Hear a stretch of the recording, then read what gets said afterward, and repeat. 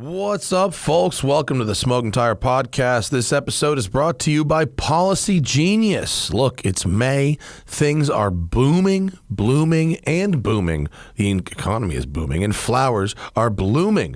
Why not see if your home and auto insurance savings can bloom as well? We're almost halfway through with 2021, and you can head into June with one less thing to worry about. See if you're overpaying for home and auto insurance.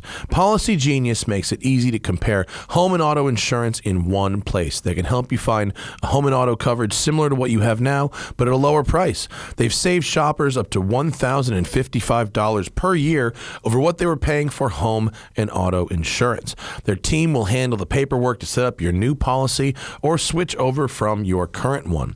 Getting started is really easy. Just go to policygenius.com and answer a few quick questions about yourself and your property. Then Policy Genius takes it from there. They'll compare rates from America's top insurers, from Progressive to Allstate, to find your lowest quotes. Then Policy Genius team can look for ways to save you more, including bundling your home and auto policies. If they find a better rate than what you're paying now, they'll switch you over for free. Their top-notch service has earned Policy Genius a 5-star rating across thousands of reviews on Trustpilot and Google. Head to policygenius.com to get started right now, because when it comes to insurance, it's nice to get it right. Policygenius.com. We are also brought to you by my favorite purveyors of the finest in the fine art of ganja. Tradecraft Farms, my people, at Tradecraft Farms on Instagram. They ditched their underscore that they had for a while. Whether it's edibles, smokables, vapables, new aerosols, which are really, really interesting if you ask me, Tradecraft Farms has got it. If you're in the Southern California area, stop in their Port Hueneme location. If not, give them a follow on Instagram and remember that name for when you come to town. I've seen a lot of folks over on their Instagram saying, the Smoking Tire sent me. I like when you guys do that. Go over to their gram and say, hey, the Smoking Tire sent me here. That is very, very kind of you, and I really appreciate that.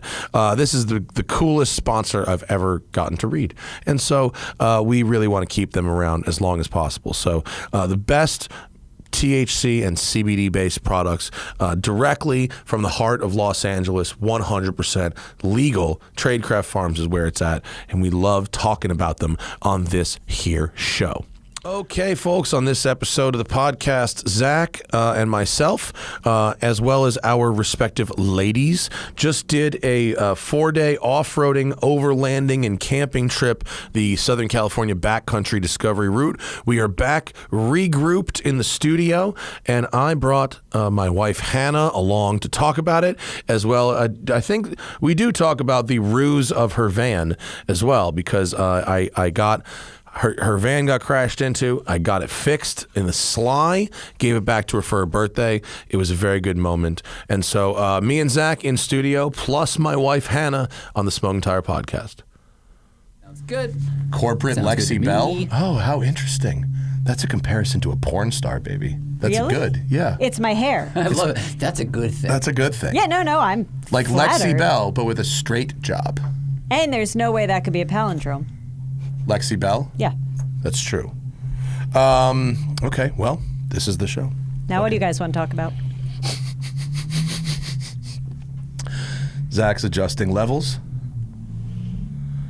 Okay. I like how Hannah's got a lower C. Hannah's got a little lower third. Hannah's got a lower Just third. Hanna. We brought her volume up a little Just bit. Hannah. Hannah, Twitter. This is a Let the professional hair organization. speak. Let the hole speak. This is the most Is Hanna body my gonna be hair the has ever hole? had. I told you about the hole. You're not the hole, though. I was voted funniest in high school. Were you? Yeah. Do you not know that about me? No. I need to see more of your yearbooks. All right. Yeah. I didn't talk to anyone in high school, though. I'm not sure how that happened. It was ironic funniest. It was like... Funniest of the photography group that developed in the dark room. It was... Party of two. You were the funniest person on the yearbook staff. According to my brother, it was clearly funniest looking. Hey. Oh. Did he write see. that joke when he was 12? He did. Yeah, that sounds right. All right. This is the show. It's the Smoking Tire Podcast. Sweating. Right? That's Yeah. what happens. That's why we make this room cold. We make this room a couple degrees colder than normal because the second people put on headphones and start talking, they're like, why am I sweating? these are LED lights. I shouldn't be sweating, but they are. It's weird how life works like that. I was sweating more because of the discussion about my high school life. Let's get into the friendships. Or lack of. Didn't that have you many. Had. Right. I slept a lot. How do you feel? I did. I slept. I slept a lot. I got in high tested for school. mono multiple times because of how much I slept That's in high hilarious. school. There should be a sliding scale. I was tested for mono no times. And you always went to school. Nobody was ever concerned that I had mono. Because you're the age Also because you got it by between kissing us, and people didn't want to kiss me. What? The age difference between us, like if I slept, I had mono. If you slept, you had depression and had to go see a therapist. Like that's our age difference. Yeah. Gen X's had Yeah. mono. Millennials need Adderall. We need a prescription. Anyway, we were on vacation. We were supposed to still be on vacation. But some weather ended our vacation a little early. I'm not really sure why. In our original plan, I had us coming home today, but it seemed like even without the weather, we would have made it home a day early. We were ahead of schedule. Were we? Yeah, otherwise we wouldn't have been home 2 days early. I guess so. That's true. But we were worried we'd be behind, which I think we've done before, and then we overdrive the first 2 days, and then we're actually ahead. I guess that is what happened. What the fuck were we doing? We, Hanna and myself, and Zack and his girlfriend, as well, and Timmy, and his dog, and Zack's dog. We went on a road trip. Backcountry Discovery Route, it's called. We've done them before. That's literally what they are called, the Backcountry Discovery Routes. If you go to ridebdr.com, you can get a variety of maps, predominantly meant for like adventure touring motorcycles, but totally suitable for cars. I have a question about that. Yes.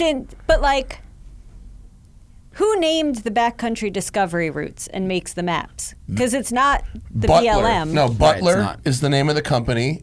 Right. They're a pretty well-known company for making these maps that are for motorcycles to find like fun roads.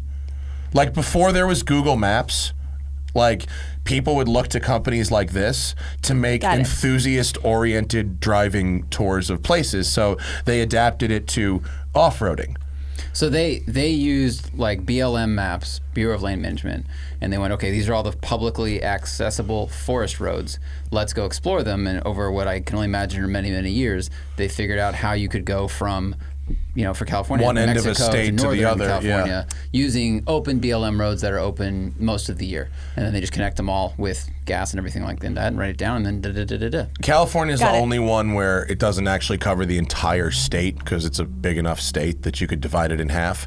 All the other routes, and Zach, go back to the routes are Wyoming. Wait, shit. Hang on, just hide the thing. Wyoming, Northeast, Southern California, Mid-Atlantic, New Mexico, Arizona, Utah, Nevada, Idaho, Colorado, and Washington. We've now done Washington, Utah, and California South. And it's they're in general like really well marked, well laid out maps, and you can download the GPS tracks actually for free. Yeah. To your smart device, and then we got some shanty app for free called GPX Tracker, and it just pulled up the files. And that was that. And you had to do, you have to do like a reality check with the paper map and the thing, but that gives the co-driver something to do. Well, and I think we've learned you want redundant systems on this. Yeah. Because if your phone dies, you want to have a paper map. Paper map is only so specific. If you zoom in, it's not like it doesn't track you as you go. So this is like, the tracker shows your dot moving, but if you get off of that line, at least on the cheap map, it doesn't show you what you're on. It's No, just that's like true. You're either on the line or on the void. But Right. that's fine. When you have a map and you have a digital thing, like you don't have service on your phone, Right. but you still get the dot. Yes. And so as long as the dot is moving on the line, you're good. And you can compare the shape of the route to the map shape, and it's pretty well marked. It's pretty well laid out. You don't have to be any kind of a navigational genius to compare map to tracks. No, we'd be dead if you did. It's pretty simple. And you don't need a particularly hardcore vehicle to do any of them. True.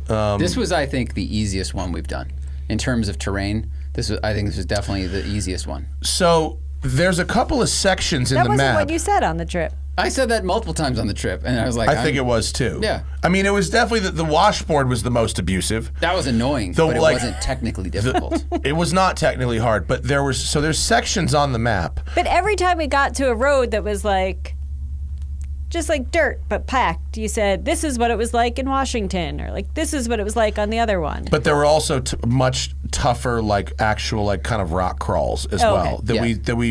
I think if we went on some of the more difficult trails, so like Zach was driving this F-150 hybrid, which he's making a video of with the power boost, the generator thing built in, super cool stuff. I was driving with Hanna in this Sprinter 2500 4x4 camper built by off-highway vehicles out of Salt Lake City and provided through Warner Vans, which is a rental outfit. So it was the short wheelbase, so the most maneuverable van with no mods. No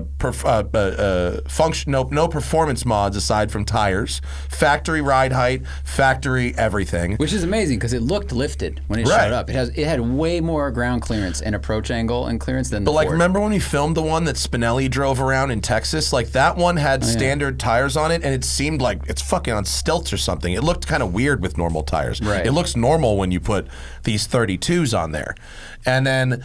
It has a modular bed. It had a sink. It has induction burner, which is a fucking game changer for RVs, by the way. Induction burners for the win. And it had 30 gallons of water, solar panel on the roof, a separate standalone heater, and a 110 inverter with a hot water heater. It had the basics, but also kind of a lot. Absolutely. Yeah. Yeah, it's pretty comfortable. And then Timmy brought an mostly 06 comfortable. 4Runner stock, but with a 1-inch lift and 32s. Yeah. To show us that you champion. really don't need much of anything, which Hanna liked a lot. I did. Dude, it was. Well, I drove it. It was great. I liked driving alone for a few hours. That was really nice. I liked being away from my husband. He was driving me nuts. But for my first off-road experience, the experience of it in that van is a lot different than the experience of it in Tim's car. Like things in the van that sent me flying off the seat in Tim's car were just a small bump. Yeah. And so that's why I liked it. I missed you the whole time though. Of course. His 4Runner ride's really nice. I mean, he has he has 33s or 2s that he aired down a little bit, but he has off-road suspension. I think he's had it in that setup for 60,000 miles. Yeah. So he kind of has it dialed, and it rides great.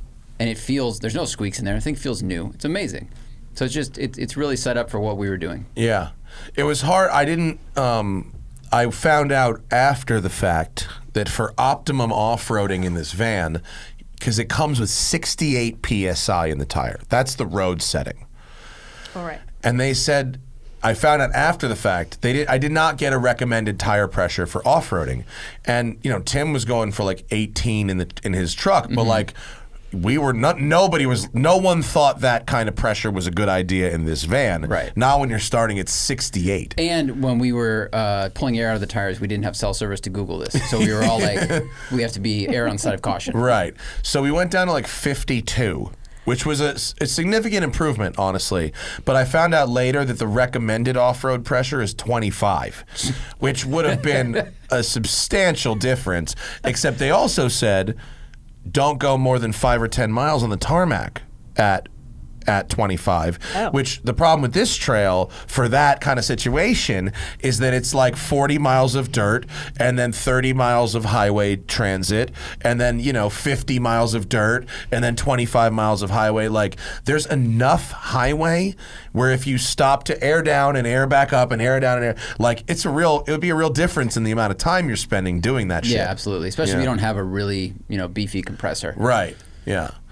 But I don't know. How do we talk about this trip? What do we even say? It was fucking cool. Yeah, why do we do it? I mean, I think it's a really special thing every time we've done it because we get to see more of a state than pretty much anybody else will. even if you fly over it, you see it in 2 seconds. You don't only get to take it in. And if you walk it, go backpacking, you'll cover a tenth maybe of what we will in 2 weeks. But you kind of get the best of both. We get some highway stuff, and then we also get to go on dirt roads that not many people travel that take you to peaks or valleys or forests that no one had ever seen. Like the Joshua Tree Forest we saw. That was awesome. That was amazing. It has 10 times more Joshua trees than Joshua Tree National Park, Yeah. which both you and Sarah have been to and confirmed. And this is like just down a little dirt road Yeah. that nobody knows about. Yeah, it was like it's outside of Prim, right? Yeah. It was Mojave. end of in the Mojave Preserve, end of leg 3, right? End of leg 3, beginning on the way into Prim, right? It was like around here, and it was the densest Joshua Tree forest that I've ever seen. Hole in the Wall campground is where we stayed. That was a lovely campground. Yeah, it was. We stayed at some really nice campgrounds. The Mojave and Death Valley campgrounds are really, really nice. What was it? Mesquite Ranch was the nicest. Mesquite Spring. Sure. Well, if you're going to recommend something, recommend the right name. People can be Googling Mesquite Ranch and DMing me for 6 months. Like, what was that fucking campsite your wife got wrong? DMing you. That's the best part of that. Yeah. Not me. Don't give them the wrong answer to go off. Come on. It was called Mesquite Spring, and it was in Death Valley. So the whole trail is like 900 miles, and it's divided into, I think, 7 sections. 8 sections. We did sections 3 through 7, which is pretty much like the meat of it. If I were to do it again, because we just didn't have time to do the whole thing, I would have focused on the more northern parts pretty much exclusively. Mm-hmm. And I also think, sorry, baby, if Hanna wasn't here, not here in this room, on the trip, I might have tried to do. What would you say if she wasn't No, here? there's some sections that are more difficult. Like you were saying, the other trails were harder. And I don't remember when we did those trips, the last ones with the shit boxes. And I'm talking about All Cars Go to Heaven 1 and 2. I don't remember if we did like the hard parts of the trail in the shit boxes, or if we did the easy trails, but the trails were just harder in general. I don't remember. I don't remember either. Because I know, Hannah, I did say that a lot of the roads on this trip were similar in shape to Utah and Washington. But I think one of the differences is that in Washington, because they get so much rain, a lot of the normal roads had these like cuts into the road where water had clearly flowed, so you had to straddle them in the cars. Otherwise, if you drop a wheel in there, you could get stuck. Mm-hmm. And then in Utah, when we were climbing into like some of the Red Rock canyons, there were just rocks on the road. Whether sand had been washed away or not, I don't know. So I think it was just because of the environment, it made simple terrain a little bit more difficult. Whereas here, it's super dry in the desert we're in. So once they flatten that road every year, however often it is, I think it just kind of stays that way until it gets flooded again. Yeah. Whereas we need to figure out if there's a commenter that really knows how washboard becomes formed on these desert roads. I thought... Well, you diet well and you do a lot of crunches. I thought... Stupid joke. I thought it's just a combination of the forces of tires on the road, and even if you're moving on a loose surface, even if you're moving at a constant speed, your drive wheels are moving some of that loose surface. Yes, they are. Even if you're moving at a constant speed. Yes. Even if you're not turning or braking. Yep. A combination of that and wind. But I'm not really sure how washboard is formed. But washboard is one of those things where if you look at a photo of the road, you'll just go, oh, it's just a dirt road. There's no boulders, there's no big holes or whatever. But the difference between a 2-inch washboard and a 3-inch washboard and a 4-inch washboard is the difference between, okay, I can go 30 miles an hour or 40 miles an hour down this, or I can go 5. And that's going to be the determining factor in how far you can go, in a day. Absolutely. And sometimes if you go a little faster, it smooths it out, but sometimes it definitely doesn't. Mm-hmm. And it just shakes everything. It doesn't feel good to drive on. You immediately realize where the rattles in your car, or how have you stored things, or in your case, how secure are various parts of the car. Hannah's first day of off-roading was fucking terrible. I think my first 36 hours. The first day and a half were because terrible. it included that Powerline Road in that first 36 hours. Powerline Road is where I was crying. Yes, it was. Yeah. There's a road leading out of Prim that just looks like a fire road. And in fact, it's marked as the easy route. It's compared to some very steep, rocky, sandy climb up a mountain. And it's marked as the easy route. And it's literally dead ass straight. Oh, there it is. Is that it? That is it. It is dead ass straight. That is very deceiving. And just Zach's got it pulled up in between some power lines, and it's just a road that services the power lines. Yep. And it's probably, I don't know, what, 15, 20 miles of almost perfectly dead straight road. There's a couple little kinks in it, but it's dead straight. So even at 30 or 40, it's a pretty, and it's right next to, if you're looking at the video right now, it's this giant solar array, which you see when you go to Vegas, right? So as you're driving down this road, you are literally seeing the same thing you would see on the 15 freeway going to Vegas. Yeah. So you don't have a view. It's just a road to get back to the good stuff. And that road is washboarded to the point where 5 miles an hour is the speed of travel. Yeah, that was the that was the biggest longest washboard hour I've of been my on. life. Yeah, it was a really, really rough. And we learned the difference. We learned that here's a piece of advice.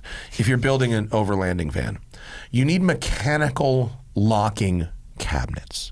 Magnetic locks seem like a good idea. And for a boat, they're usually okay for like a boat that's not going to be in some really rough stuff, or for like a RV that goes on just the road. The magnetic locks are okay, but if you're going on off-road anything, you need a mechanical locking cabinet, because picture this: 15 seconds into Powerline Road, all 3 food cabinets are flung open. And every food item that we have, dry food item that we have bought, is sent across the van because it's tall. So if you hit a hole, it just goes chung and just. Yeah, this is why lacrosse works. You know, this is why you can throw a ball further with lacrosse. Yes, everything in the van high-lies across the van, bank shotting across the sliding door. And Hannah's first off-roading experience involved in cleaning up a propelled bottle of olive oil and a propelled glass jar of like natural liquid. You know that peanut butter? It's like, I buy it every week. The natural I peanut literally butter. do. The liquid Yeah. Laura Scudder's natural like the shit. inch of oil up top. The inch on top But is just oil. The olive oil, though, you have to understand, when the first mystery wet came up on the bumps, Because the bottle spun, It was- spun and So flung. you guys got hit with a mist. it was in yeah. my You know, like it was in my You're hair, like Paul but it Rubens had in a movie no. theater, and you're like, "What's that on my ear?" You know, it's like no soda? scent. Does it No, it's rain? warm. Do I feel rain in the inside? Well, I right thought now? I was sweating. Like at first, I was like, "Oh, I've sweat a droplet. The gravity has fallen out. The You went over a droplet is bump. here." The and droplet went up. yeah, Wow. hit me in the face. And Because then I it was had like, no smell. That was the problem with it. It was just like, what is this liquid? And then you're all, why and am then I it was so all over. greasy? And then I found the cap. And you know what a cap to an olive oil bottle looks like. It's a very distinctive cap. And I found the cap and I just went, oh no. Oh, and when you find the cap, you can imagine this thing just glugging out, you know? And the olive oil bottle was then discovered wedged in between the couch and the wall, Terrible. pointed down. Holy shit. No cap. Pulled it out, empty. So there are 20 ounces of olive oil somewhere in this van.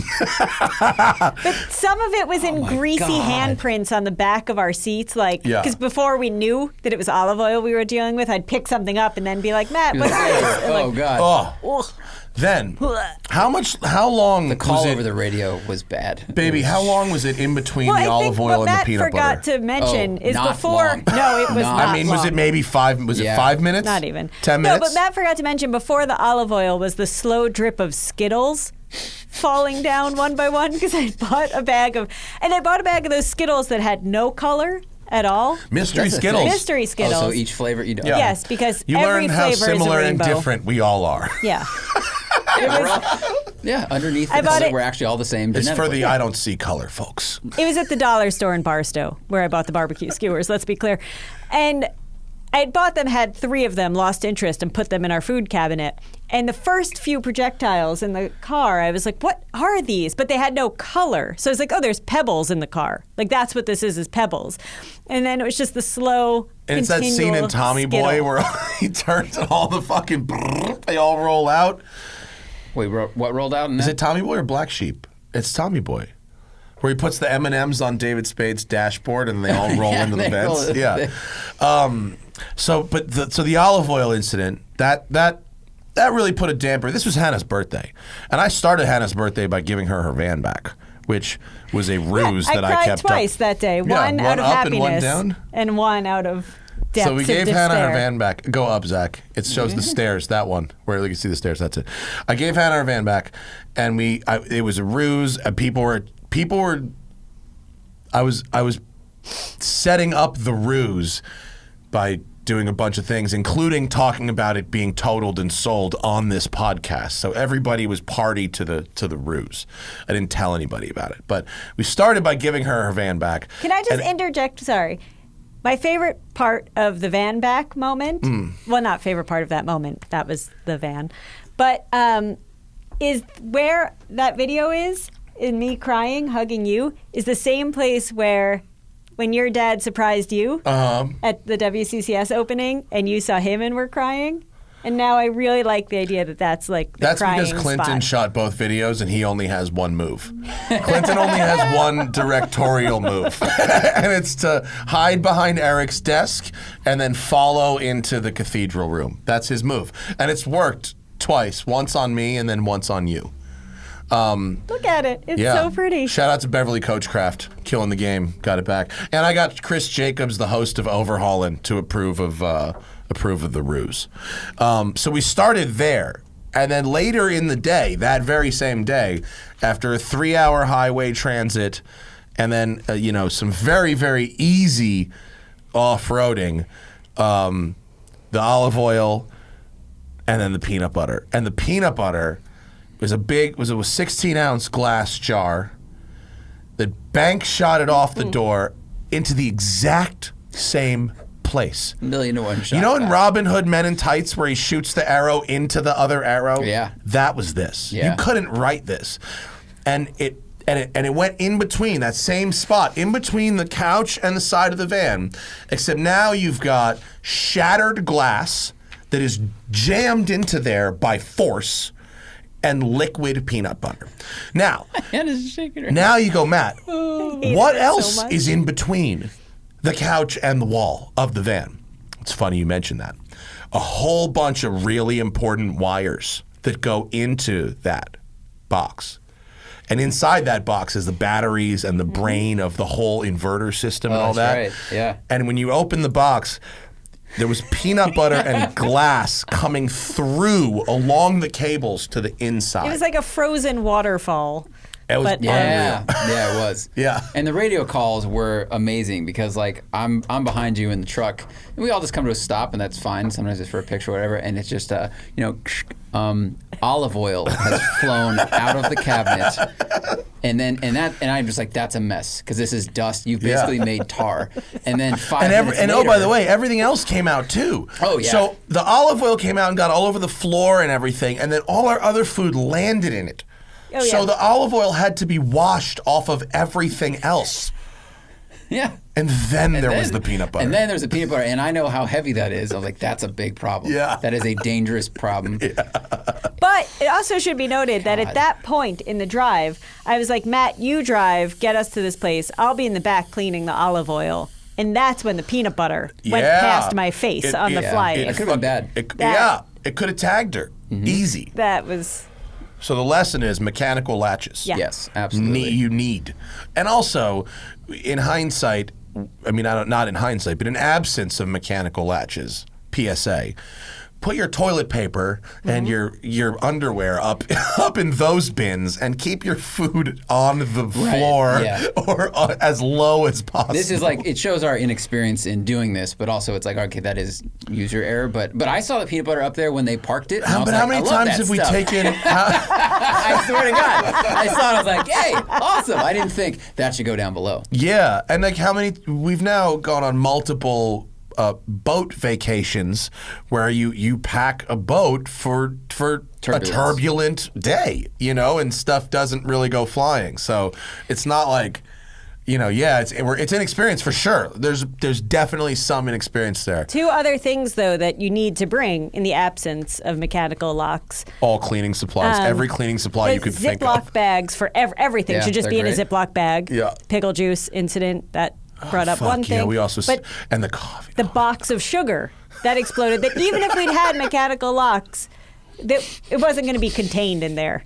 And that exploded in the snowing. cabinet. Oh, really? Yeah, and then it snowed. It snowed. And every washboard. It snowed. Yeah, Ziploc bags. Ziploc bags key. and a better, like a dust buster of some sort. You need a vacuum. This turns out a broom, sugar, peanut butter, olive oil. Well, and most also of those things, you need a pressure washer, Yeah. like a heated one. And when people make things rugged, like your off-road van doesn't have a smooth fake wood floor like an on-road van would have. It has a rough, either it's like a bed liner or it's some kind of rubber. Grippy Right. You can't really wet. sweep that. You need to vacuum it. You just sweeping it doesn't really work. Air compressor, Yeah. something like that. That would work. But it was a fucking mess, and the road had no payoff. That was the big problem. That was the worst. Road. It wasn't like this is because we've done these trips, and it's been difficult but exciting. Part of that's because we're in ship boxes, so I think we lost that excitement of will this make it? Yeah. And this is funny and brutal. This was just brutal, and all we're looking at are power lines, and then which you can see from the 15, and then we got. That ended at a tarmac road that took us to the beautiful place, but we're like, well, fuck, we could have taken the 15, gone off at exit 7 or whatever, and then just driven on this thing. Yes. And that also is another... And this road would be exciting if you were on a motorcycle. It would probably be difficult, and I found a forum of these guys, like, dirt bikers, like, has anybody ridden this road? And everyone's like, yeah, I do it at 90 miles an hour. Like, they blast across it like a wolf. If you were on a trophy truck, it would be different. Right. If you're in, like... Because, like... When you're off-roading, like the motions of an off-road vehicle are no big deal if that vehicle isn't also your house. Right. Like I've been in, you watch any of our off-roading videos and you get whacked back and forth a whole bunch. You're on fucking 2 wheels, you get bounced around. And it doesn't really matter. Why? Because it's not also your bed and your kitchen, and that's just a thing about like overlanding vans in general. Like you can make a van that can like do fire roads. Like don't get me wrong, like the Sprinter 2500 4x4 is comically capable. Like it's awesome off-road, but shit gets banged around and thrown around and tossed around, and like that could be very. You have to really plan for that. Yeah. And really think about, and like when you pack those bins under the bench, like don't leave space because then the things can move under there. You have to fill those gaps. Don't have like when I put the pickle jar, which I thought was going to be fine. I tried to separate it from the jam jar because I'm like, if these vibrate together, that's going to smash. Yes. And of course, the jar leaked because it's a shitty jar. Because why wouldn't it on this trip? Yeah, we managed to not smash the wine bottles and stuff. Those were fine. Those were wrapped up but it's. I mean, this is when you spend a lot of money, and this van is like $180,000, and it's pretty entry level. They go up, like it's still like it's still a pretty confined space you're working in. It's only one bump up from tent camping at that point. You have to go to another level to take it the next bump up from tent camping, and that removes your off-roadiness because. If you get the long wheelbase van, you probably wouldn't be able to do some of the roads we had some pretty tight turns on. Yeah. So you might not be able to make those turns. Right. So it was cool. Like it just basic off-roading can be not super tough on a vehicle, but pretty tough on a house. is what I'm trying to say. Yeah. That's what that's really the gist of it. But like the top part of this trail, the part that like the northern half of the part that started in Death Valley and went up to like Lone Pine, that was like fabulous trails. That Titus Canyon, That was amazing. kick ass, and that last trail we did over what was that trail called? Over the this trail, one. the one into Lone Pine, Here. whatever that was. Over Hunt Mountain. Henry Wade. It's 4 Yeah, or the one by 5. Hunter Mountain. No, the trail section one, sorry. 67. It yeah. left it out of racetrack. Yeah, Racetrack. the racetrack was real cool. Yeah, Hunter Mountain to Saline Valley. Yeah, the trail both Yeah. to the racetrack and then Hunter Mountain to Saline Valley. Those trails were awesome. And really any new off-roading vehiicl could make it through those trails. Oh yeah, I mean, Those two trails were totally Could have fine. made those trails. That's true. for sure. I mean, Yeah. nothing we did, I'd say, required a lot of clearance. That muddy Or- section, that like quarter In that- mile of yeah. deep, nasty, wet. That's a It good rained point. in the desert, Yeah, which yeah. provided us It did. a I had a question unexpected about that. condition. Yeah. How come, or maybe not how come, one of the things I was most impressed about was like clearly that piece of road sucked, but people were going through it and just making it work and going like, well, this is the road condition, I'm on it. But like, it's just desert on either side of us. Like, Yeah. why don't more people, again, not why don't more people, I'm very happy that more people don't just go like, fuck it, I'm driving up on the plants over Right. here and driving around that. Like, I was very surprised that everyone was like, no, it's Well, the it would road, be you go super through it. illegal to do that. I know that, but And still, I people think are jerks. off-roading people are not as much jerks as you think.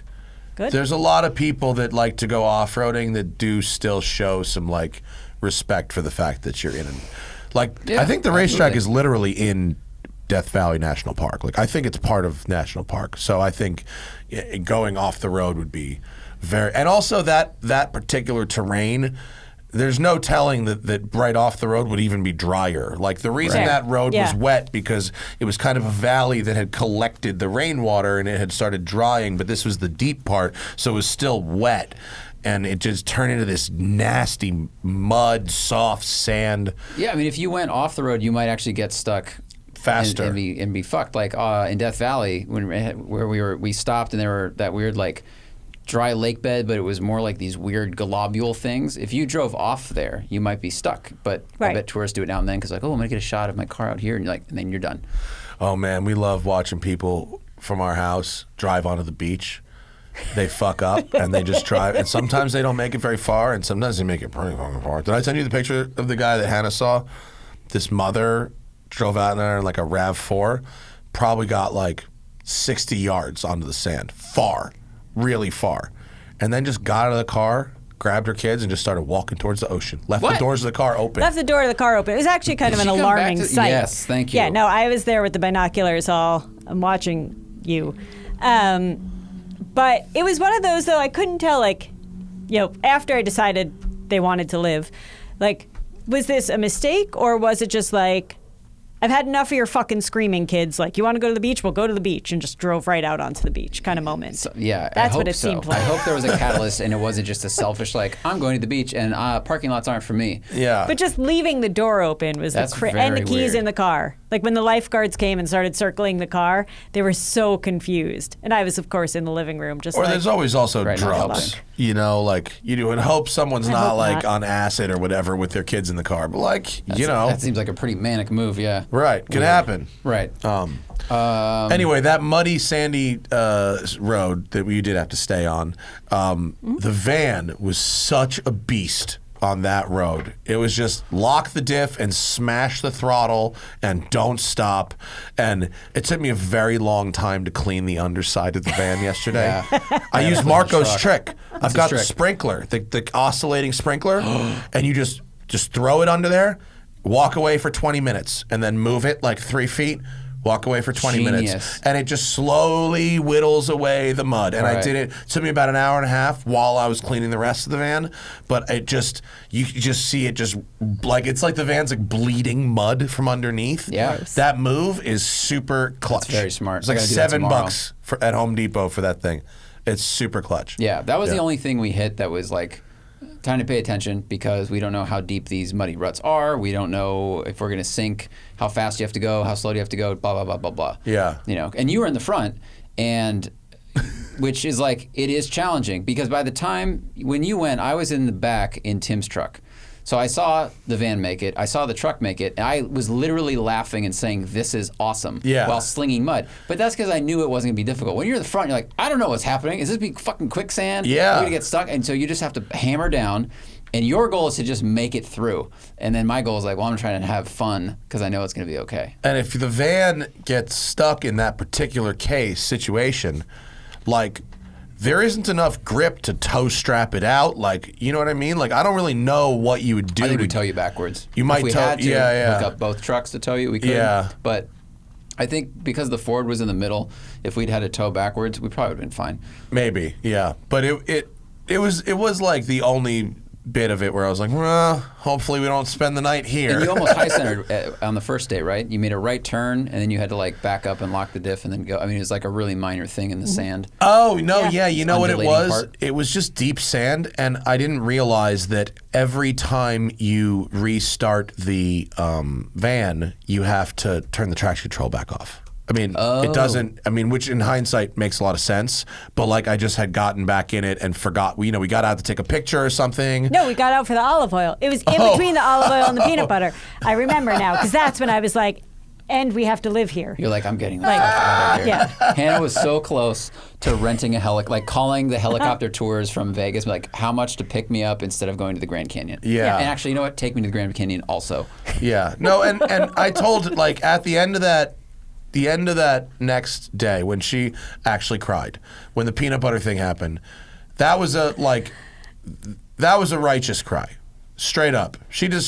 That cry, I pretty much was like, you know what, you're right to be crying right now. It came from deep This is inside. a very upsetting. This is a very upsetting thing, and so I was like, I said to her, like, if you want to go home like right now or tomorrow morning or whatever it is, like, I understand. We could bail right now.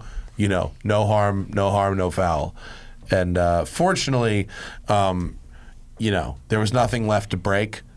Right. Every day got true. better because we learned more. We figured more out. And also the broken terrain stuff was already got for prettier. life. The This glass whole for the journey. peanut butter was already in my hand.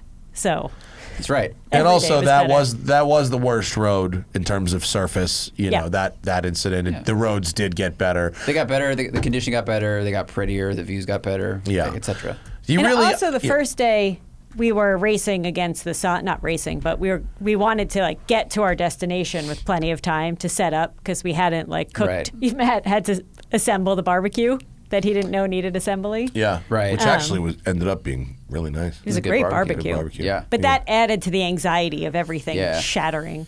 Yeah, getting to camp before dark is always preferred. It doesn't matter how you're traveling because it just sucks to build shit and cook shit in the dark.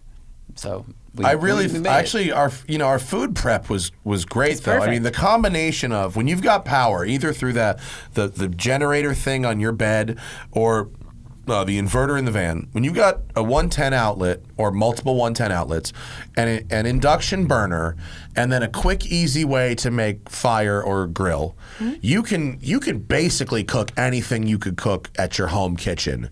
It's just there's just not a lot of room to work with. Yeah. Like I would definitely pack a full size prep table to set up outside the van because you don't want to be fucking chopping vegetables and shit in the van. Yeah. But like the We had a table, combination actually. of We used- like, you having a thing that can really efficiently either boil water or saute, and then we brought the rice cooker, you bring a slow cooker, you could bring a blender, and like stuff that you wouldn't normally have is easy to have and use. I mean, you can make a meal that with meat, sides, all that stuff with 2 plugs and cooking on the grill. That's pretty legit. Yeah. If you need something more than that, don't go camping. Yeah. Take a break from like your 5-course meal. Yeah.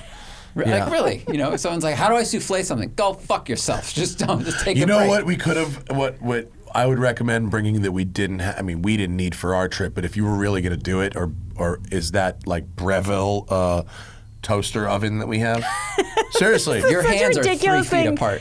to talk How big is about. this? Because we have this For oven. camping You know what I'm trip. talking about? Yeah, it's yeah. in our house. It's like a toaster oven. Yeah. But like, if you had one of those, because that thing is a real oven, in a rig like this, then you'd have a total kitchen. I would say if you were traveling for weeks, yes. Yeah. Yeah. But if you're doing like a few weeks, then just like, all But right. what I'm did just But you like, think- there's folks who would get this with a microwave in it, and I'd say fuck a microwave and agree. get the toaster oven. I agree with that. What did you? When I was unpacking the van, I took out the 2 cork trivets. Yeah. What did you think we were going to need those for?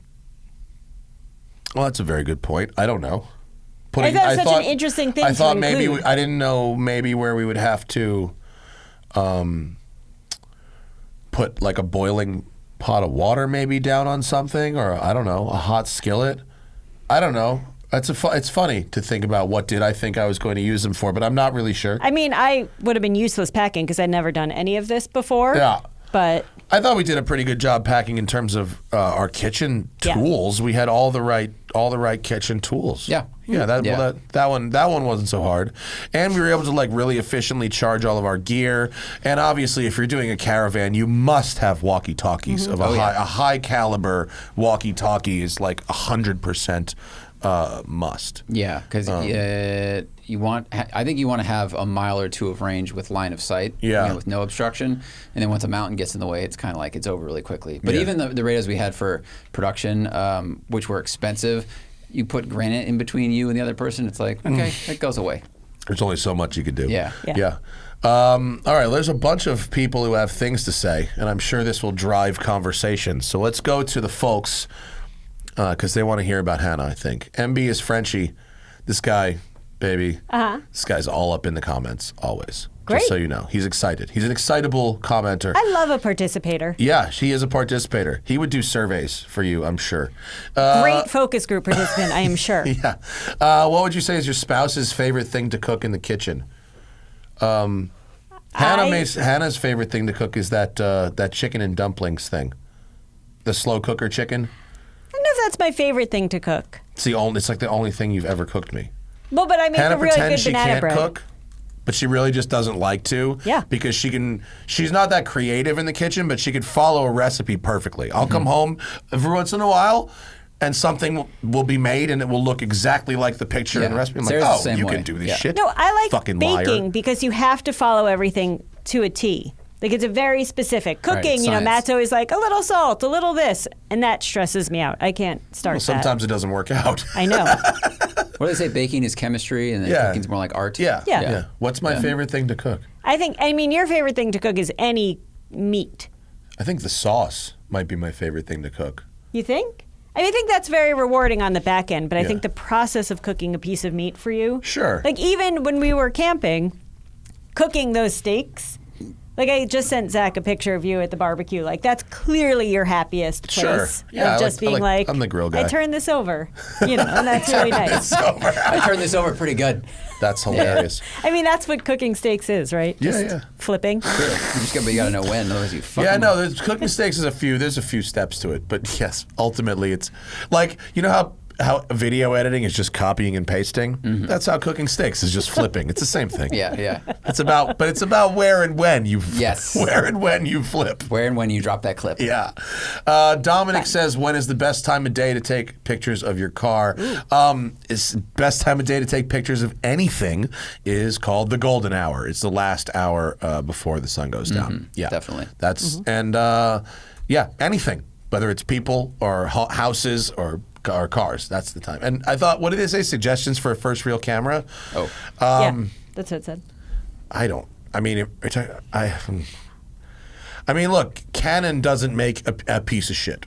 So you buy a Canon DSLR. You know, we haven't bought anything besides GoPros. I know. In a very long time. So Follow Larry Chen. He will Yeah. give you all the advice on what you should get. yeah, I'm sorry, I can't be more helpful there. But we don't. We buy GoPros and we have mixed success with them. Yes. MB is Frenchie again. Has there ever been a time that my driving scared Hannah, or a time that Hannah scared me? Hannah, have I ever scared you? Well, we just had Last this, week, off-roading. Right, yeah, Like we just 2 had the days same ago. experience. On one of Matt and my first dates, this was when Matt still thought like let's go for a drive in the canyons was going to be a fun date for us. And we went up into the canyons, and like Matt was zipping around doing the thing Matt did, and I did a lot of like clutching the handle, the door handle, and like putting my foot on an imaginary brake. And Matt turned and looked to me and said, I don't want to drive off a cliff. Like, I don't want to die. And it was so helpful for me to just be like, oh, right. Like, he's not an idiot. He doesn't want to die. Matt's a pretty so risk-averse person. I am. He really is. Yes, I know that. And I was even saying that on this trip. I know that. I know, like, he is so safety-oriented. He just doesn't want to die himself. He cares about me, like, and how I'm feeling. Yet I was still terrified constantly on this trip. And that's very sad. But You should have seen the difference in her mood if we were on one of the trails and the side of her van was against the wall or the cliff. You know what I mean? that's it in the canyons also. That's a thing. Yeah. Hannah's driving has never scared me. I really was impressed with Hannah's development as a road trip driver on our adventure drives trip in the Urus. At the beginning, she was pretty much driving just like someone who's only ever really driven to work and back and around. And by the end, she was really maintaining a high 90s pace and really using proper lane placement and looking really far ahead and, listening to the combination of V1 and Waze to the point where we got back into Los Angeles and I had to be like, we're in LA County now. You can't drive like this anymore. You need to slow down a little bit. And that was very impressive. No. Hannah, when Hannah's driving the Delica, though, which, it's a cab over, you're sitting in front of the front wheels. Your feet are the front of the car. There's only 10 inches of car, maybe, not even, 8 inches of car in front of your feet. And Hannah still leaves like an enormous gap at a red light, like as if her car had the hood of a 1966 Cadillac there. You know what I mean? That's probably a habit. Like our vision, we're like, my head is supposed to be X number of feet from the car in front of me. Right. Even if there's no hood. You're just like, that's just how you do it. Whenever I pull into any parking spot, Matt will always be like, 5 more feet. Yeah. 5 more feet. You can get closer. 5 more feet. The Delica for sure. Yeah. And so that's her bad habit. It's not scary. It's just like, fill the gap.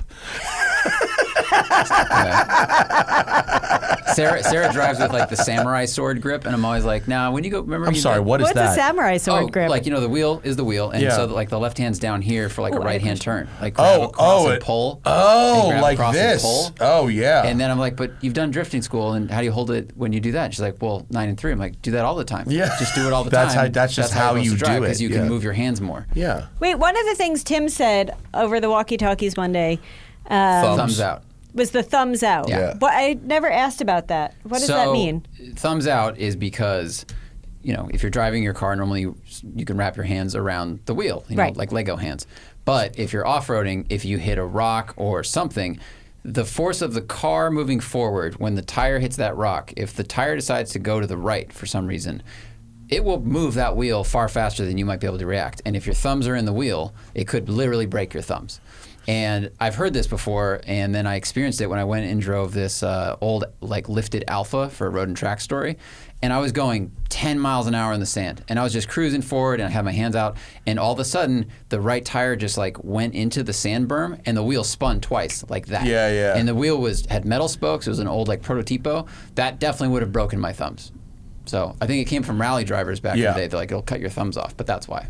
Got it. Yeah. So you kind of, when if you were driving in the canyons, you would do this, but if you're driving in the off-road, you keep your thumbs outside of the But when wheel. I was driving, Tim's car, that just kept being in my head, and I was like, I'm not sure when I'm supposed to do this, but I guess I should just do this. But I never asked about it while we were on the road. Yeah. And that's the kind of thing that you just kind of stop thinking about after a while. It just becomes After habit. you break your thumb? Yeah, basically. Flannel Bob, what's the closest to death you've ever been in a car? And what car scared you the most? Closest to death? I don't know if I've ever had a closest to death. Good. Fine. I've never had a real big, scary car accident, so I don't have a close. I mean, I got kind of like side tagged on a motorcycle. That's pretty. I didn't get hurt or anything, but it felt that's like that'll make you. That's where you're aware of Your balls will how go the back difference inside. between your mass and Yeah. a car's mass. Yeah. A car doesn't feel that heavy until it kind of hits you. Yeah, your armored boots will not stop a car. Yeah. I was driving. There was a huge snowstorm in Colorado when I lived there, and I had my STI, and it snowed 2 feet in 24 hours. They closed school, they closed work, they closed everything, and like 4 days later, the snow melts, and the girl I was dating at the time was like, "I want to go get some stuff for my apartment," and I was like, "It's still not really safe." She's like, "No." So we're driving down the highway, and I'm just driving down the highway. It's mostly dry, and the right side of my lane suddenly has a patch of snow, and so the right side slows down. And all of a sudden, the car just starts to like spin, Yeah. and it just spins clockwise, and I countersteer. It spins back counterclockwise, and I countersteer again, like it's going toward the median or the K rail, and I spun back across the highway, did a full 360, and slammed into the snowbank that had been packed in, and my car slid in so far that half of the car was in the snow. Oof. Like it Yeah. just went buried into the snow. And that was the scariest thing I'd ever experienced. And my friend came and towed me out, and as we're getting pulled out, a different car did the same thing, but went the other way. It went right, then left, and it smashed into the K rail and just On the other side? on our side of the highway. He happened to rotate like right, left, right, or whatever. And that was and hit the rail instead of the snow. yeah, that was real scary. The scariest cars, I've never been in any kind of like supercar or anything like that scared me. But for 2 years, I drove whatever home-built fucking shitbox I could get a hold of. And so there were a lot of people who really overrepresented the quality of their builds, either because they had no experience with what actual quality was or because I don't know why. But, a bunch of those like exo-type cars that don't have body work and stuff like that. The Camaro with three brakes. Camaro with 3 brakes. That Yeah, was- I mean, just shit like that. Just stuff that was just garbage. Not like nothing has ever been so fast that it scared me, but things have been so terrible that they scared me. Hannah's car used to die if you let off the accelerator. Her old. No, that happened once, and then that car, but it was dead. But I was on the highway, and if I took my foot off the gas, the car just seized, and so I could only keep going faster. But my Wait, what do you mean it's closest, seized? like, it just stopped. The wheels didn't stop, but like everything in the car just was like, It would just turn off. Oh, Yeah. jeez. Yeah. Okay.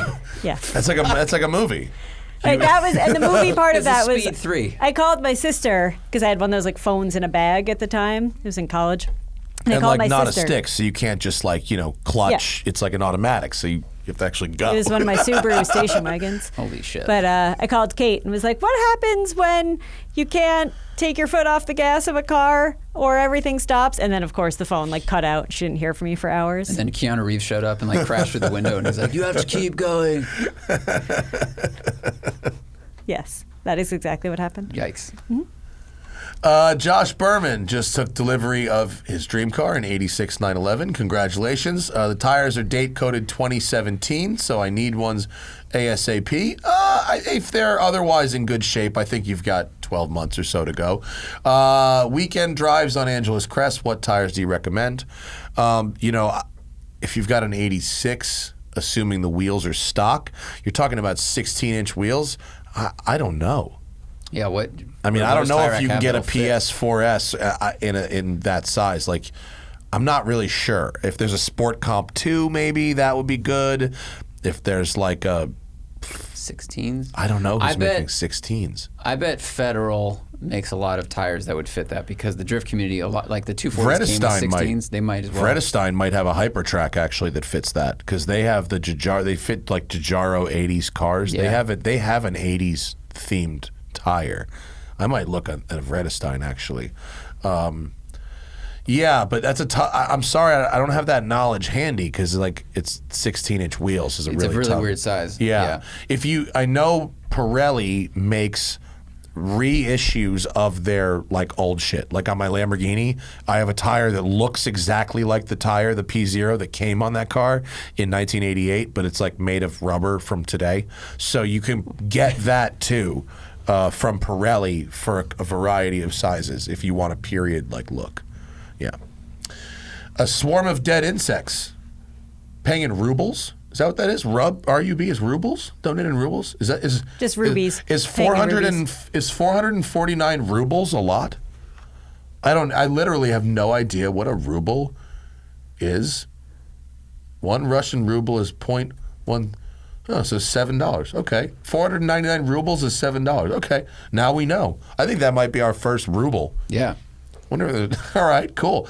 Check out OSM and app. It has open source offline maps. It supports GPX tracks. Yeah, no, Tim had like 2 other mapping programs. I forget which one he used that he liked. Gaia, I think it was called. Yeah, there's a few that support GPX tracks. Yeah, this one was free. We don't do this worked. a lot, so we wanted to go on a budget. And we were like, between having maps, Tim's thing, and this free app, I think we can make it happen. Yeah, and one thing we did learn is that although I think they meant well, the BDR website is a little bit misleading in that it says there's sort of an instructional section on these tracks work well with Garmin GPSs. So we bought 2 different Garmin GPSs, but what they don't tell you is it only works with like the $700 off-road The Overlander GPSs. or the Maverick or something, Montana. Yeah, you can't just download them into a regular Garmin GPS, which is a little frustrating. But there's apps, so like there's a workaround. Motozan says, are we familiar with Christoph Fenwick driving apparel? Is there a good or other brand you prefer? I don't mean to be condescending, but I've never felt the need to put on a specific item of clothing for driving. I don't know. Can you pull up their website? I've never heard of the brand. I'm sorry to say. Driving accessories. It's like gloves and shit. If your car doesn't literally have a steering wheel made of wood, if I see you wearing gloves, I'll be nice to you, but I'll laugh to myself later. Could just be about sunspots on your hands. You think so? Maybe. I don't think know. He's looking for shoes that Zach don't have wears the those brand sleeves. on them. Oh, shoes. Driving shoes. Everyone who's a baller wears those Todd's loafers. They're like $500, but that's what everybody at Malibu Cars and Coffee rolling a chalk GT3 RS is rocking. The Todd's driving loafers. I mean, just wear whatever is comfortable and gives you good pedal feel. Yeah, I don't.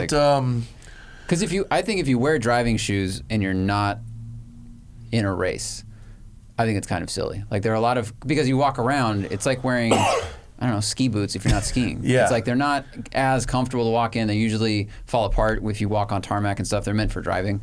That's my opinion. So like get some sneakers that have good pedal feel and also work really well. When I did food research, one of the questions you always ask someone as they're eating something, like a pudding or a Slim Jim or something, is like, how you ask about the mouth feel. Mm-hmm. That's like a very specific line of questioning for food research. And I really like the idea that then there's also pedal feel. Oh, yeah. Like it's a very, I'd like to do the research on that. Well, pedal feel is both the feel of the pedal itself and then what buffer have you put in between your foot. So are you barefoot? Are you wearing a driving shoe with a very thin sole? Or am I wearing like my New Balances or whatever? And I don't really feel I can drive the same in anything. But if the shoe is too narrow, I actually can't operate the two pedals at the same time properly. If the sole's too thick and stiff, though, it can be very hard to feel anything. Well, like hiking give it boots or some something hiking like that. boot or something, But I've pretty much got the New Balances down. Yeah, they're all right. But like if I was really doing like a 12-hour dry day where I was only driving, I might consider a roll heel type of shoe because my heels in New Balances. If I drive for 12 hours, my heels will start. It gets hot, right? Yeah. I got the Tigers, and the first time I bought Tigers, Harris saw them. He went, "Got to get the rolled heel." I was like, "What are you talking about?" And then I noticed you get like a hot spot, so you need the rolled heel. Exactly.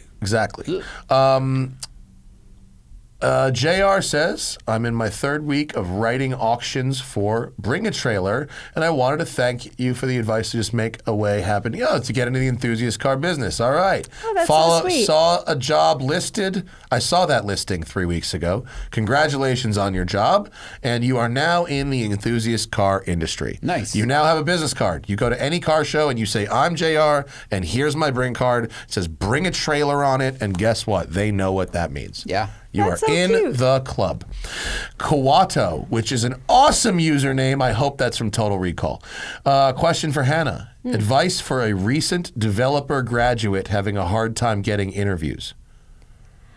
Um, Do they think you're like in tech? They might.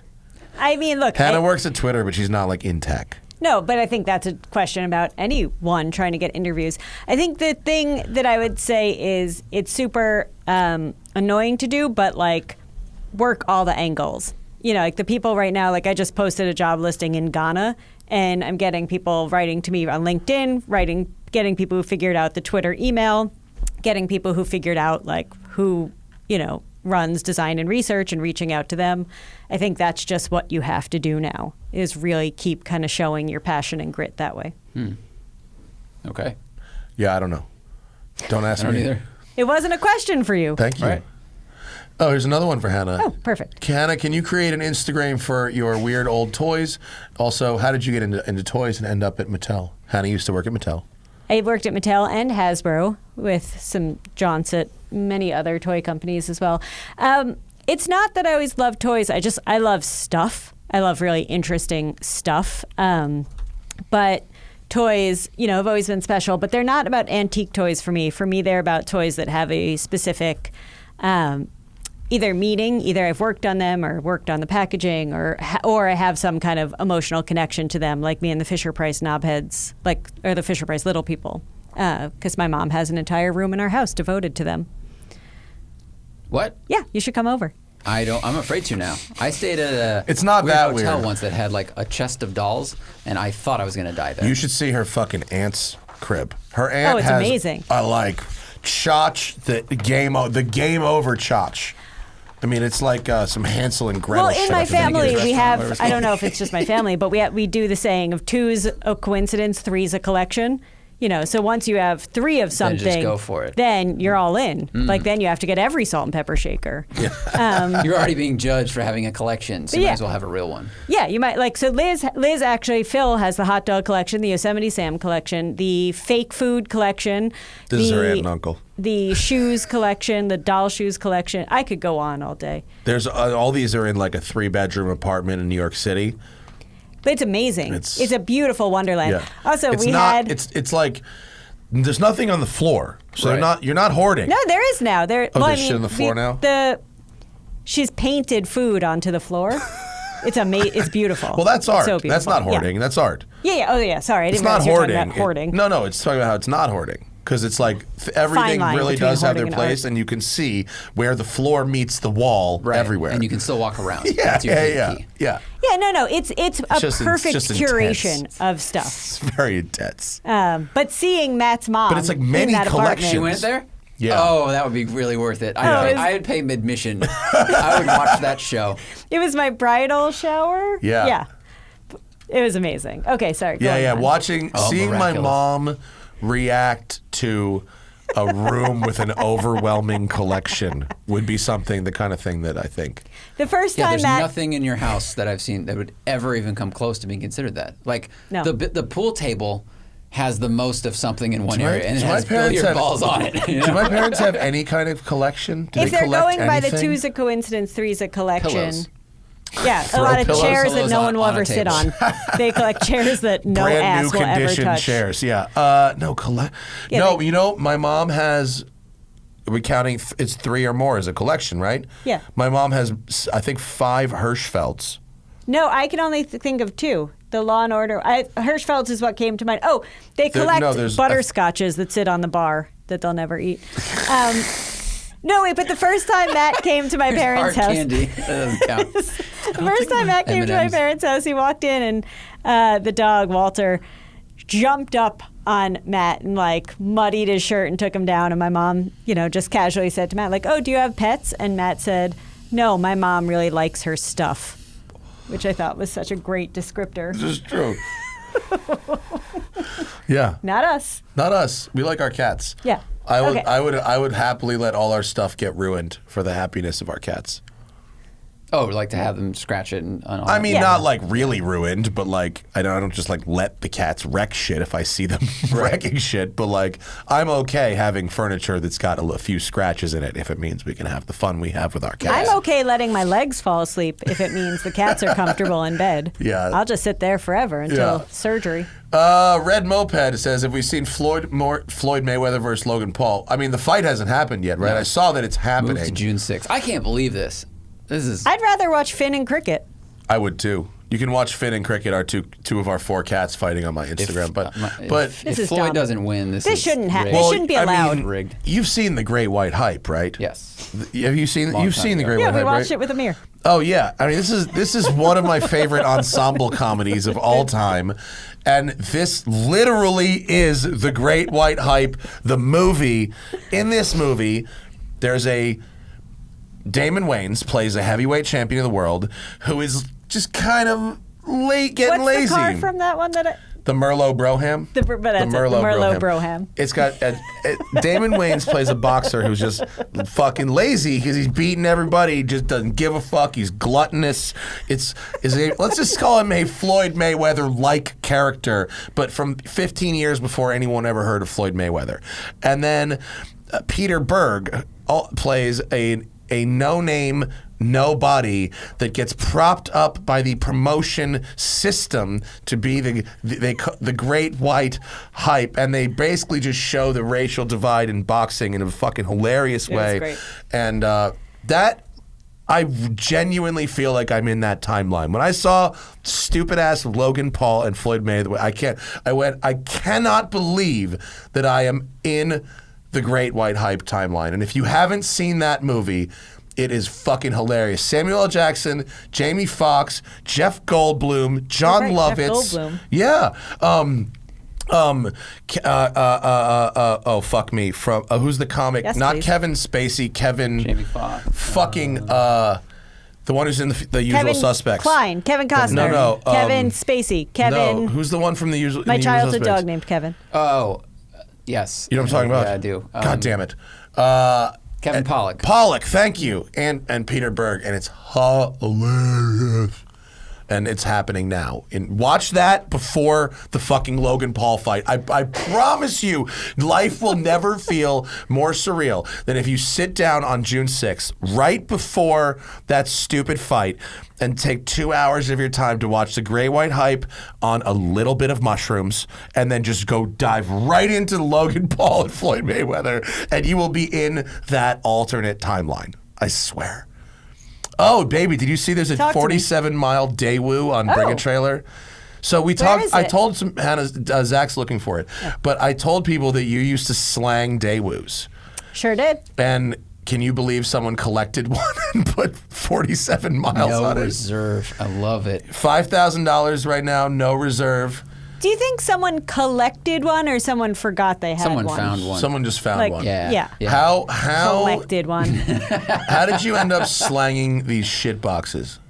I was in college at the University of Rhode Island, and there was like someone at a folding table on the quad next to the people playing devil sticks and hacky sacking, and I think they were giving away like bags of M&Ms or something if you like came and talked to them. So I like an M&M, and I talked to them, and they were from Daewoo, and they were like doing this like university recruiting thing, influencing before there were influencers. How many Daewoos did you actually sell? 2. Hey. And how much time? was it a MLM scheme? Or were you just No. legitimately selling cars? No, I was legitimately selling cars, and I actually, some of the greatest guilt I have, and Vanessa, Jax, if you're listening, I'm sorry. I sold one to my friend Vanessa, and I got like a $500 commission. And Vanessa, like why I didn't just give the $500 back to her immediately is like haunts me to this day. And like, I'd love to say like, I split it with her, but like, probably selfishly Weren't we didn't. just talking about what to do for her birthday? Something nice for her? It would be hilarious something. if we sent her But like should we get her tiny this Daewoo? Daewoo? like a sick. Get a tiny Daewoo. Yes. Yes, we should buy her Vanessa this Daewoo. needs this Daewoo. We should buy this Daewoo for her. And with just like an apology card inside. Here, have a free Daewoo. I will haunted commit to by that this. ruse to a certain amount of money. I will, because it is that funny. Well, since you didn't have to buy me a POW or that ugly rounded Delica to get the People full ruse. think I bought the Mach-E to commit to the ruse, which was not true. We were going to get No. it anyway.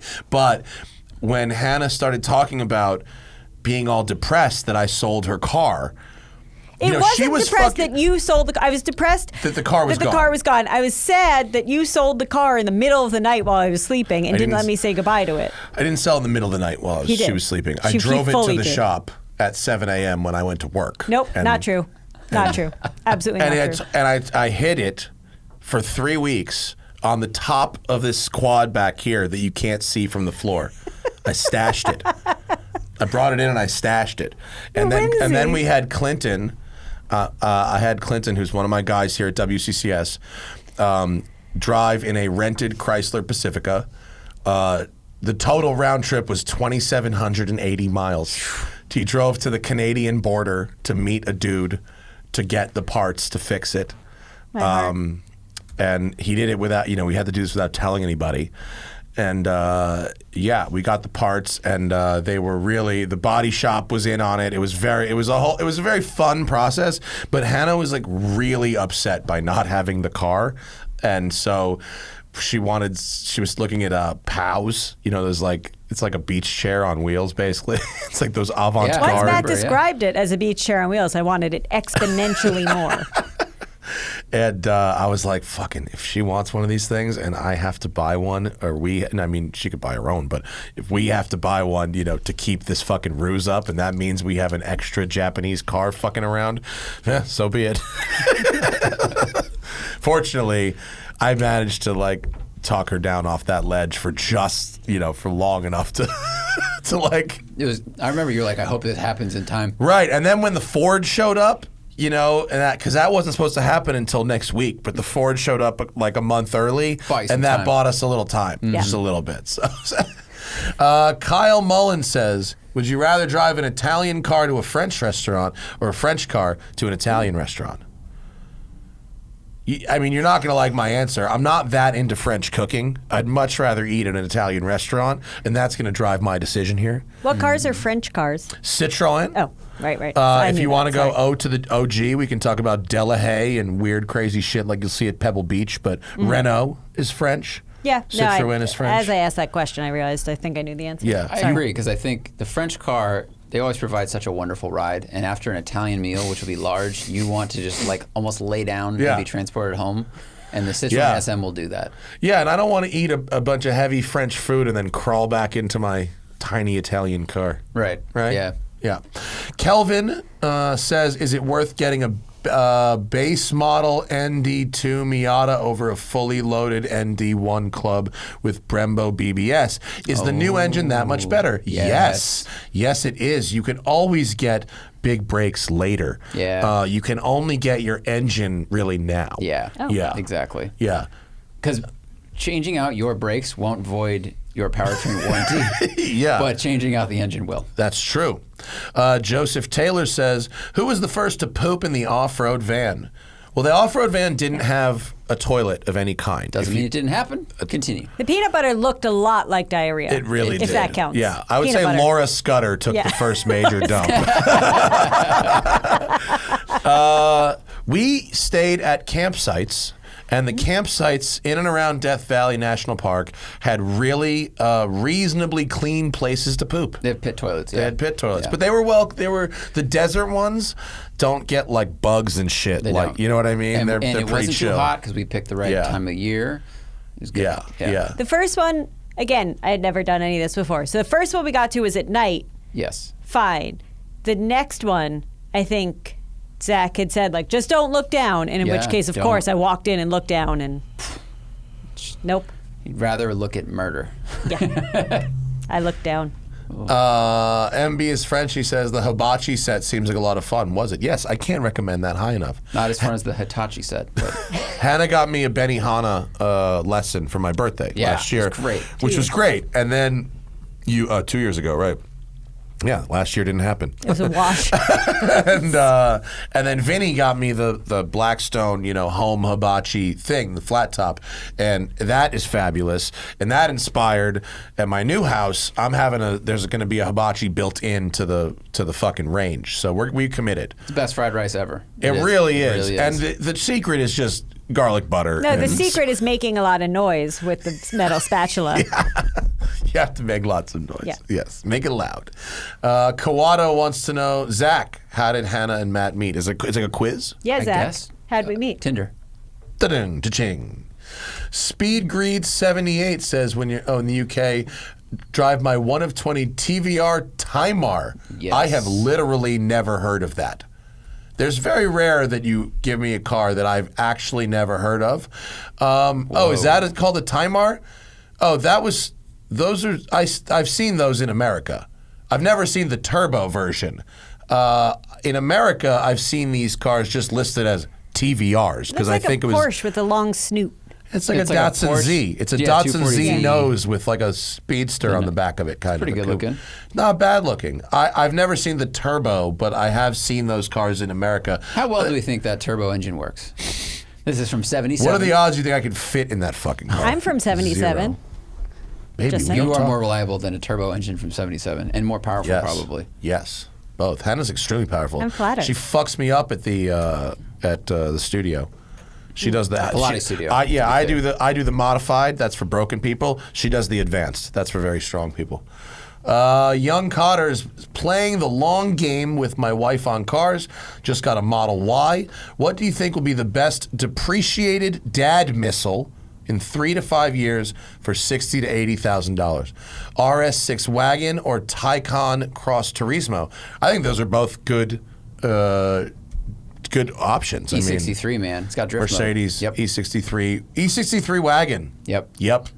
Anything in a wagon. Market 8, dude. E63 wagon. Yeah. Cat family question. How is the cat? The cats are excellent. Did you see my video on Instagram today? It's 2 minutes, 50 seconds of Finn versus Cricket with some decent commentary, really. Finn versus Cricket is really, it's really Cricket versus Finn because Cricket is really just trying all her best moves, and Finn white belt versus fairly black belt. lazily gets to fucking just smoke her. Well, Finn does the quintessential Big Brother move that John most definitely did to me growing up, which is where he just holds her at a distance The and face. she can't reach him. It's Right. the hand on Yeah, the face. And then John you did swing that to me underneath the arm. constantly. Yeah. But Finn's ground game is exceptional. It just, no, that Finn lays down and is all. Oh, sorry. I'm playing the Floyd Mayweather versus Logan Paul fight right now.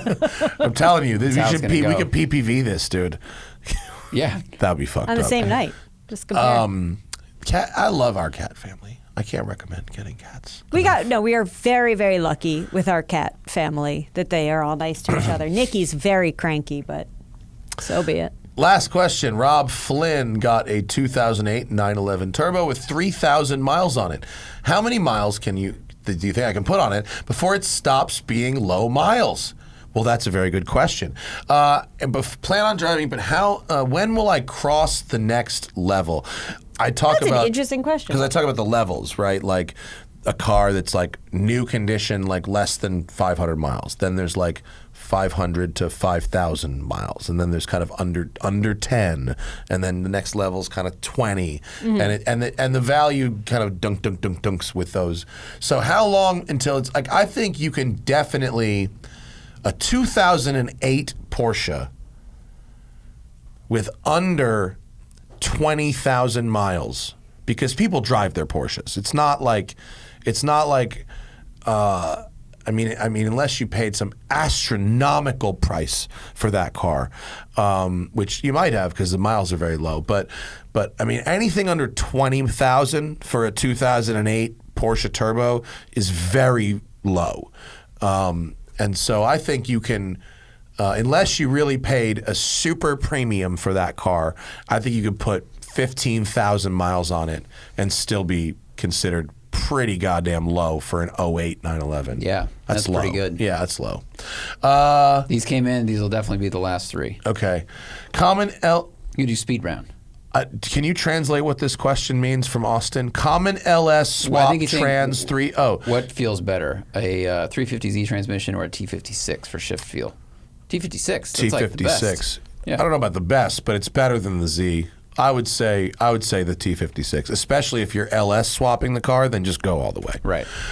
Chip Manuel owns a FRS and a Fiesta ST. If I sold both and got a Veloster and DCT, would that be a good or a bad move?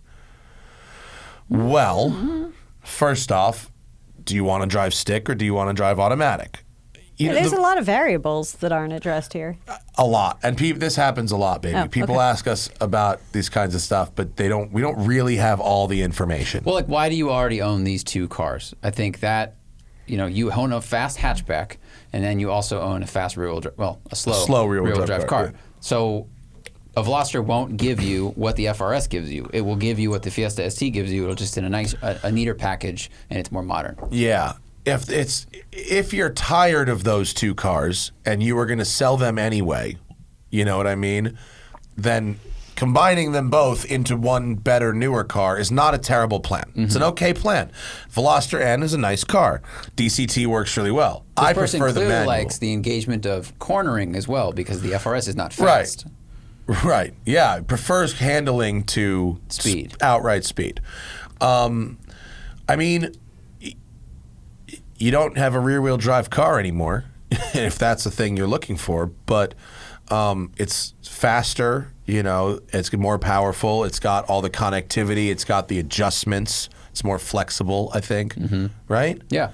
And he has a coupe and he has a 5-door right now, and now he'll have a weird 4-door. It would be a good move unless you really love your Fiesta ST, because if you sell it now, it'll be a long time before you'll be able to get another one again.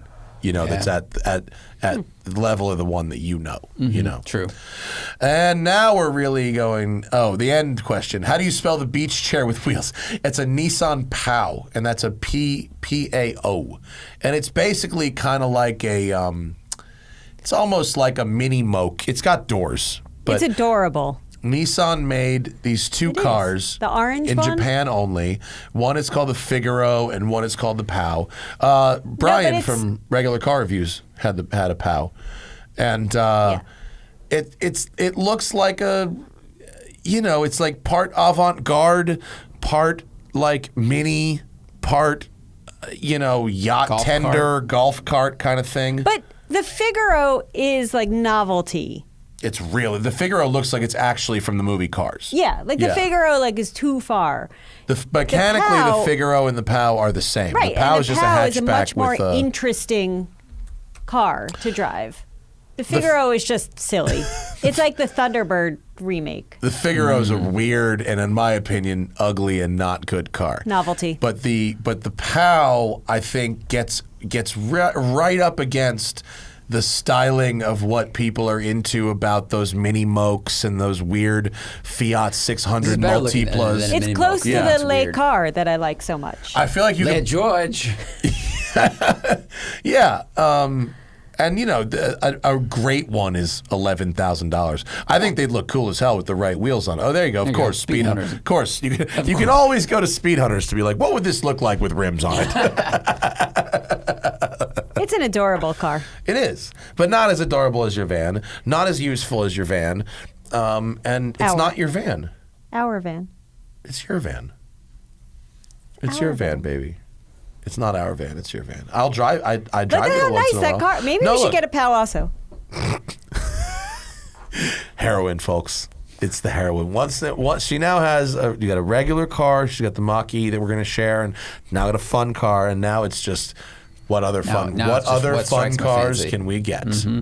Yup. Once, my life is filled with attainable goals that I just don't attain on my own. And then, once that, I just want a matching bra and underpants set. I could buy that. I just don't, I used to really want an encyclopedia set. I never got one. Thank God I didn't, because the internet was invented. But, I give her permission to have the things that she wants, that she actually works so hard to buy. Mm-hmm. You know what I mean? Right. Yeah. She's like an executive. she can her She could buy a POW. the things she But wants are won't, but pretty you go, reasonable. No, you should just No, do but this. Mac, once Okay. Mac got me Smarty Bird, like this thing that I'd been searching for so long. Like I didn't have that thing. And so I think I'm just looking, like I've The got a next void thing? to fill for like a thing to search for. And the POW, I mean, that's a problem. A POW, I didn't have to search that far. There was 2 available. Yeah, also- I just could've had to just call- chosen all the she had to do was color. call Sean. True. Well, you found the Smarty Bird. By the way, yeah, searching for Hanna means I pulled up Sean's website and he has 2 of them. No, don't talk to me. Baby. What?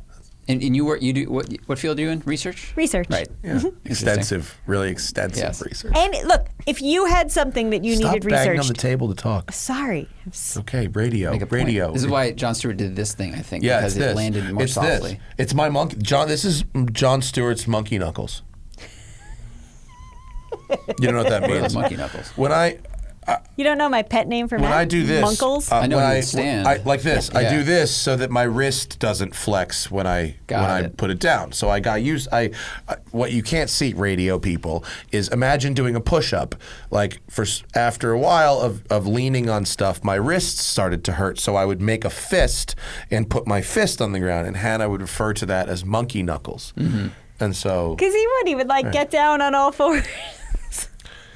I would do the monkey. I would do that so it wouldn't hurt my wrists getting up. And wait, why did we just start talking about I monkey don't remember knuckles? what we were talking Why about. did we just start talking about I monkey was knuckles? very passionate Oh about yeah, because you were something. banging, and this Right, is but- Jon Stewart not banging on the table by doing But this making a spider, point. this making a Is he spring the with his first hand. person who's done that? Or is he I just don't know, known but he for did that? No, but I it's just a really remember good him doing it observation. in all of his interviews and stuff. He was always like, "But here is what is Yeah. wrong with you and all the terrible things that you do." That's like a really good observation from you of a really professional broadcaster behavior from him. Yes.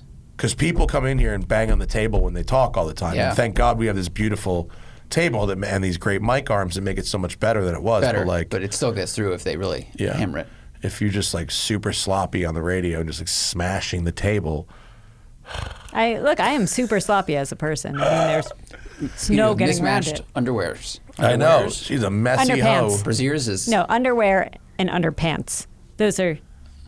That's how you say that. underpants is like the word I would use if I was a 50-year-old mother buying underwear for my 6-year-old son. I feel like It's very but it's weird. still the That's same. that's where the thing. Gen X divide comes in, dude. You and I are 80. You and I are 81. We don't get it. Mm-hmm. We just don't get it. underpants. This Victoria's Secret sells wonderful underpants. That does not sound right. So that's our show. That's the whole thing. Attainable We're gonna goals. go home Attainable goals. and eat the leftover food from the last night we didn't spend in Alabama Hills. That actually was a little disappointing because the Alabama Hills are so beautiful. Yeah. We cut our trip short by one day because we got to the Alabama Hills too late to really get a good campsite, frankly. And then once we got there, it was raining and then probably blowing 30-mile-an-hour winds, and that we did have cell service, and we realized that was expected to be a sustained condition for the next 24 hours. And we were like, so we could camp or we could drive home. Yeah, we were only 3 hours from home. It would have just been. It would have been doing it just to do No, it. you're man. forgetting the Yeah, it steps in would've sucked. between. It was like we could camp. Then it was like, well, we could get a motel for the night, come back and hike in the True. morning. And then it was like, well, let's have dinner first. And then it was like, fuck dinner. Let's all just drive home right now. Well, That once was we learned great. that it was going to be cold and windy in the Yeah. daytime Yeah. also, it was like, oh, well, then what are we going to do? Just wake up and drive home. So that doesn't sound very fun. Yeah. Unfortunately, yeah. I still feel bad for the hotel that we called and asked about 6 rooms for the night and then And didn't then show up. Yeah. Why are we getting 6 rooms? Because We you have 5 called people. and I called Oh, okay. and inquiring about Gotcha, the 3 availability rooms, of yeah. 3 rooms. And this woman must have been like, we're ready for you. Each person gets their own room because we're sick of each other, and the dogs each get The they'll dog- share a room. Yeah. So shout out to Off Highway Vans. I think they're really nice people. I think they make a nice product. We gave them some feedback about the locking cabinets. Yeah. And they took it well. And I think that Look at that sink. Oh, that's the same van. That's no, our no. van. Do you see that sink though? Oh, yeah. It didn't fold in. Oh, that really? seems like it Yeah, would be they have a used- couple different vans they built. Yeah. But It was a great van. It was, and the Sprinter off-road comfortable is a real beast. The fucking seats are so good in that van. Great seats. It was nice, but definitely, even if you're like, I want to build one of these fucking vans and I have the money and let's do it, like, definitely rent a couple of them first. You just don't. There's just shit you don't think of. Yeah, because if until you're you go out spending there. as much money as these cost to buy, then you can afford to rent one for a little bit and rent one from a couple companies or a couple specs, whatever you can do. Yeah, and renting, and you can't just go on a test drive. I really rent. And if you rent it, you don't really have to clean. Obviously, olive oil and peanut butter aside, you don't have to clean off like the mud right before you give it back. I mean, I don't know what the rental conditions are. I cleaned off as much as I could because we didn't pay for it, and I thought that was the nice thing to do. No, but I'm saying though, like, there's so many benefits. It's like the sales. I don't know. The company that rents this van out is called Warner Sprinters, and they're out of Salt Lake City, and you can rent this exact van through them. This one we got from the manufacturer, off-highway vans, but they provide these to. It's called. Is it Sprinter Utah? Maybe you can specially request the one that smells like peanut butter. The website is sprinterutah.com if you want to rent one. What are the rates? I didn't even really look at what the fucking rental rates are. Go to camper vans. Let's see. I should have looked at this, but I didn't. It's a nice website. The Atlas, the Sundance Kid. That was us. Was you the have to get a Sundance Kid. quote. Oh, I don't know. You gotta write it in. We'll figure it out later. But you can rent one from them if you'd like to, and shout out to Off Highway Vans for giving us the van. And fucking Mercedes makes a really good product. Yeah, it's unbelievable. I'd love to try a Transit, but as you learned, they don't keep Transits in the press fleet. They do not keep the vans in the press fleets. Yeah. But that was a really cool trip, baby. Thanks for coming and talking on the radio again. Thanks for having me. You were very interesting on the radio.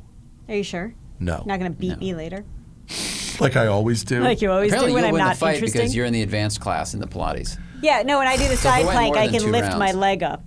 She's in the advanced class, but I lower the expectations of the instructors by being like, my back's fucked up, my knees are fucked up, my elbows are fucked up, and then I'm not as bad as they expect me to be, and then they love me. No, the worst part about the whole thing though is, he knows what's coming. Yeah. Like Matt, it's all like. Anyway, Matt is like big guy who's like, I'm not good at this, like trying things on the machine, and the instructors love him. Like, I am basically invisible. I'm like, look, I'm trying the advanced thing, and they're all like, whatever. And they're like, Matt, you're a star. The Matt, ratio is great consistently job. 3 or 4 good job Matts to like 1 to 1 Hannah. Not Set even low one Hannah. expectations. And I got a follow-up email from the instructor this morning. Saying She great liked me. job. Yeah, just saying like, I hope to see you back. You did so great. She was about it. Right, baby? Can I ask a question? How many Matts are there in the class versus how many Hannahs? I mean, there's 0 Matts. Occasionally, there's one other man. No, but it's and that not man, a Matt. That man fucking lives in one of these vans full time. Right. That's why they're so impressed by you. I think they want more of you to come in. And also, Hannah, you're not special in there. No. You know? Mm-mm. They're I like, am oh, a look, dime a a fit dozen white woman. in there. Great job. Really. But I feel like We've never seen one of them. Yeah. Yeah, no, they're like, her boobs aren't as big as the others. Baby. What? They are. The others are fake. Sometimes. We live in Los Angeles. Sometimes. but like, their planks are so good. And they'll do 90-second planks, no problem with those fake boobs. But Are they resting on the boobs? But if you weigh like no 90 hands. pounds, doing a plank, how hard could it be? Try doing a 90-second plank. They've just been doing it longer than you. When you're 260, try doing a 90-second plank. It's I'm hard. just so proud of Matt in that class. Even the time he fell off the machine. I did once. I fell off the machine once. It happens. There's a very inestable move, and it didn't work out for me. Wait, is that the word for the No, move? unstable. I just said that word in Spanish. I don't know why. There's a very unstable move, and I've seen other people fall off machines too, and I recovered okay. I think it was a little ugly, but It it's was fine. in like slow motion. You stand up and go, I'm okay. Slow You don't. motion. Yeah, And they were like, I you know what, kind of Matt? did. Good job anyway. Yeah. Thank you for Yeah. trying. Yeah. Maybe on your knees. Here's your till the lollipop when next you leave. one. It's made of kale. You could hurt yourself real bad though. Oh, yeah, with all the pulleys All and the ropes pulleys and stuff. shit. Yeah. Yeah. Is it basically Now- like a total gym? Huh? Is that what the machine is? Remember the total It's called a megaformer. And when the fucking pandemic hit, we were all fucking. We have to buy one. They closed the studio, and we learned they're like $15,000. I'm like, no, I guess we're not buying. I mean, it's that or the POW, right? It's that or the POW. Now we just put 2 towels on the floor and slide our legs back and forth. And it turns out, samesies.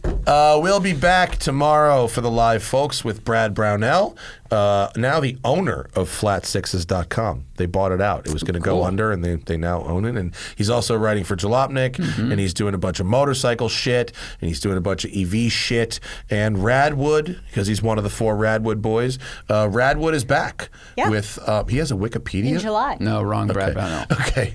Yeah, he's back. Radwood is back in NorCal.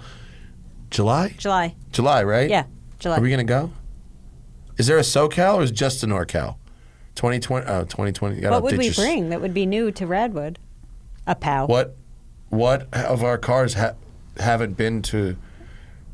The Ferrari hasn't been. Yeah, actually, it was. The last owner brought it to Radwood, Atlanta in 2018. Guess we're not going.